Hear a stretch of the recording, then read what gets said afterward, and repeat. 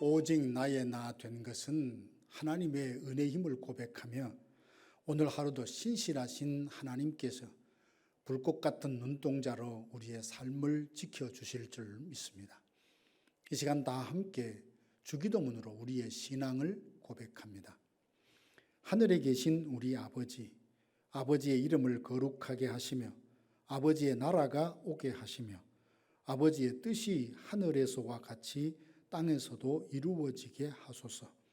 오늘 우리에게 일용할 양식을 주시고 우리가 우리에게 잘못한 사람을 용서하여 준 것 같이 우리 죄를 용서하여 주시고 우리를 시험에 빠지지 않게 하시고 악에서 구하소서.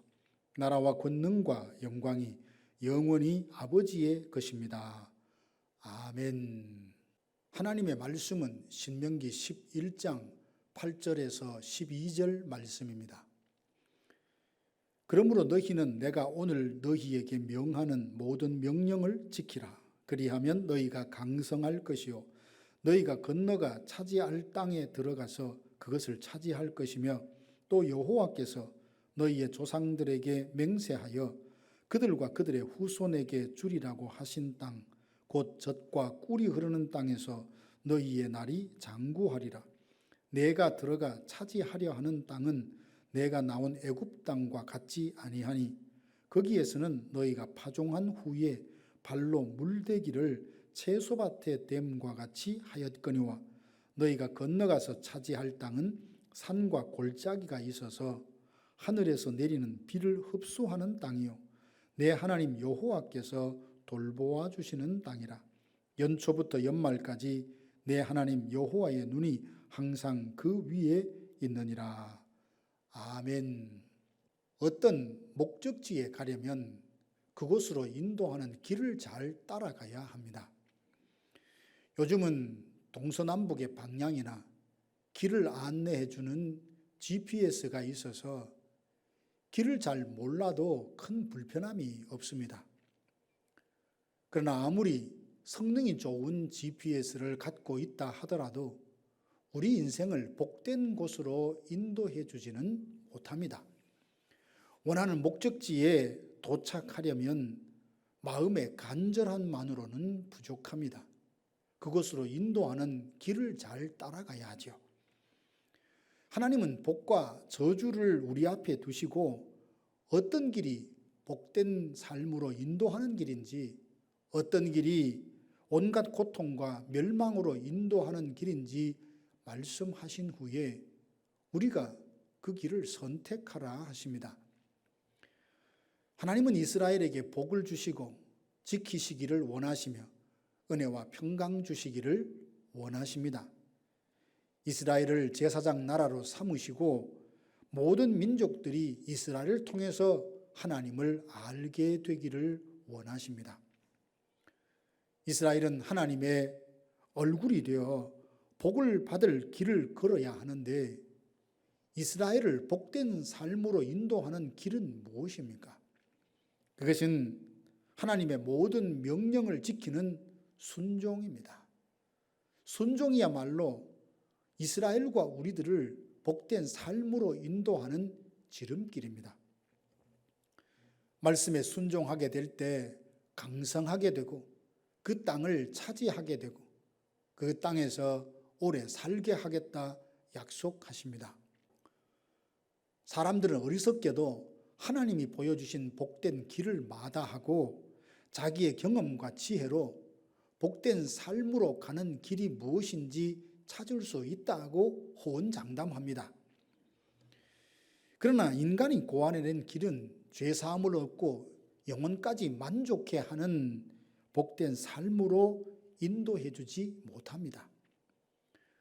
누구든지 어떤 길이 행복으로 가는 길이라 주장할 수 있지만 그렇게 주장한다 하여 그 길이 축복으로 인도하는 것은 아닙니다. 범죄하여 타락한 인간은 영적인 어두움에 빠져서 자기 힘으로 복된 길이 무엇인지 찾을 수 없습니다. 정말 인생이 복된 삶을 살기를 원한다면 하나님의 말씀을 믿고 순종해야 합니다. 하나님께서 순종하는 백성들을 위해서 예비하신 새 땅은 어떤 땅입니까? 허락하신 새 땅은 하늘에서 내리는 비를 흡수하는 땅이요, 내 하나님 여호와께서 돌보시는 땅이요, 연초부터 연말까지 하나님의 눈길이 머무는 땅입니다. 누구나 들어가고 싶어 하는 나라요, 머물고 싶어 하는 땅입니다. 새 땅은 애굽과 다릅니다. 애굽에서는 파종한 후 발로 물을 대는 땅이지만 가나안 땅은 하늘에서 내리는 비로 농사를 짓는 땅입니다. 인간의 수고와 노력보다는 하나님의 은혜로 살아가는 땅이죠. 하나님은 순종하는 자에게 새 땅을 주시고 이른 비와 늦은 비를 적당하게 주시고 가축을 위해 풀이 나게 하셔서 모든 것이 풍성하고 부족함이 없게 하십니다. 이스라엘을 위해 준비하신 젖과 꿀이 흐르는 가나안 땅은 우리를 위해 준비해 놓으신 평강과 기쁨과 축복의 삶입니다. 인생의 행복은 자신의 열심에 달려 있는 것이 아니라 하나님의 은혜의 유무에 달려 있습니다. 하나님은 겸손하여 말씀을 순종하는 자에게 풍성한 은혜를 베풀어서 부족함이 없는 삶으로 인도해 가십니다. 그런데 우리 앞에는 복된 길만 있는 것은 아닙니다. 결코 성도가 가서는 안 될 길이 있습니다. 그 길은 우리로 하여금 고통과 사망으로 인도하는 길로 곧 우상을 숭배하는 것입니다. 하나님을 저버리고 우상을 섬긴다면 하늘을 닫고 비가 그칠 것입니다.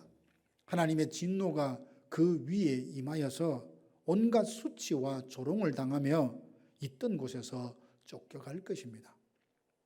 그렇다면 이스라엘 백성들은 축복과 저주의 길 중 어느 길을 선택했을까요? 그들은 축복으로 안내하는 길을 버리고 저주와 멸망으로 인도하는 길을 따라 온갖 우상을 섬겼습니다. 그들은 복과 저주의 갈림길에서 저주를 선택함으로 평화를 약속받은 땅에서 슬픈 애가를 부르게 되었습니다. 이방인들에게 짓밟히며 결국 약속의 땅에서 쫓겨나 포로가 되었습니다. 후대의 사람들이 이를 반면교사로 삼아 복을 선택해야 하건만 그들도 그들의 조상들이 걸었던 길을 뒤따라가며 저주와 멸망의 길을 걸음으로써 온갖 고통과 수치를 겪었습니다. 우리들 중에 저주와 멸망을 원하는 사람은 아무도 없습니다. 모두 평강이 넘치는 복된 삶을 살고 싶어 합니다. 복된 삶을 살기 원한다면 축복으로 인도하는 길을 따라 살아야 합니다. 우리 모두 말씀과 성령을 내 인생의 가이드로 삼고 그분이 인도하시는 대로 따라가 마침내 복된 삶을 누리는 성도들이 되시기를 주님의 이름으로 축원합니다. 사랑하는 성도 여러분, 우리는 남은 생에 말씀대로 살며 순종의 길을 걸어 가십시다. 말씀에 순종하는 것이 우리를 복된 삶으로 인도하는 지름길입니다. 순종할 때 그 동기도 중요합니다. 하나님은 우리가 어떤 마음으로 순종하기를 원하실까요? 축복을 조건으로 내건 종교적인 의무감으로 순종하는 것이 아니라 하나님을 사랑함이 동기가 되어서 하나님의 기쁨이 되기를 원하는 순전한 마음으로 순종한다면 축복은 결과적으로 뒤따르게 마련입니다. 우리의 순종이 하나님을 사랑하는 그 사랑이 동기가 될 때 하나님 앞에 향기롭습니다. 사랑하는 성도 여러분, 하나님께서 우리를 위해 복된 삶을 준비해 주시고 순종의 길을 통해서 그 복을 누리라 하십니다. 성령께서 기록된 말씀을 통해서 우리 마음에 감동을 주실 때 성령을 소멸하지 말고 그 뜻과 인도하심에 순종하며 사십시다. 오늘 하루 주어진 삶 속에서 순종함으로써 복된 삶을 누리는 성도들이 되시기를 주님의 이름으로 축복합니다. 이 시간 다 함께 기도하시겠습니다. 지금은 우리 구주 예수 그리스도의 은혜와 하나님 아버지의 크고 놀라우신 사랑하심과 성령의 위로교통 충만케 하심이 우리를 복된 길로 인도하시는 성령의 인도하심을 따라 말씀을 순종하며 삶으로 마침내 복을 누리며 살리라 다짐하는 사랑하는 성도들 머리 위에 이제로부터 영원토록 함께 있을지어다. 아멘.